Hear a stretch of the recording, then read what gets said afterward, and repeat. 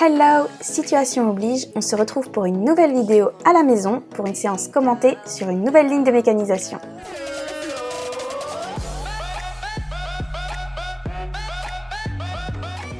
On commence par la détente, après avoir marché et trotté aux deux mains, on commence au galop, d'abord à droite, puis sur un petit changement de pied, raté parce qu'il le fait en deux temps, mais moins crispé que ce qu'il peut être parfois, donc hey, on prend ce qu'on a.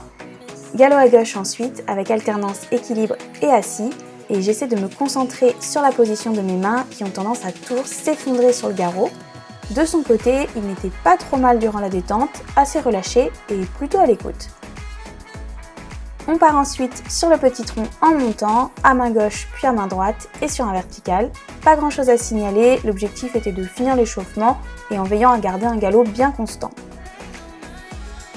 Premier exercice, les 4 sauts de puce que l'on avait déjà fait lors de la dernière vidéo. J'essaie encore une fois de l'avoir le plus droit possible en m'aidant des 2 barres parallèles avant et des plots après. Il précipite un petit peu dans le dispositif et je n'arrive pas à le corriger car je ne redresse pas suffisamment mes épaules. On enlève ensuite la 3e barre pour faire une ligne de 2 sauts de puce, une foulée, un vertical, auxerre. Sur les premiers passages, j'ai eu beaucoup de mal à contrôler les épaules qui s'éparpillaient, notamment à gauche, avec toujours ce petit problème de main droite qui tire et qui descend. Et durant la séance, j'ai aussi eu beaucoup de mal aux réceptions. Il était super content de sauter le petit et ça partait un peu dans tous les sens. On est rapidement passé sur un auxerre avec un soubassement, mais qui l'a pas beaucoup aidé à se reculer.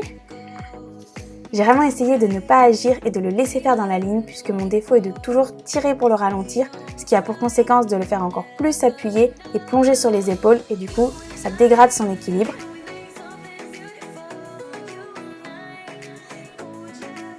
Un petit fail ici où il fait une petite bêtise dans la courbe et après il fuit et court dans sa barre. Il se punit tout seul puisqu'il fait une grosse faute derrière. Ce n'est pas cool, mais il a vraiment besoin de faire ce genre de faute pour apprendre à écouter et à attendre. Ça l'a un petit peu ému, mais en fait pas tant reculé que ça.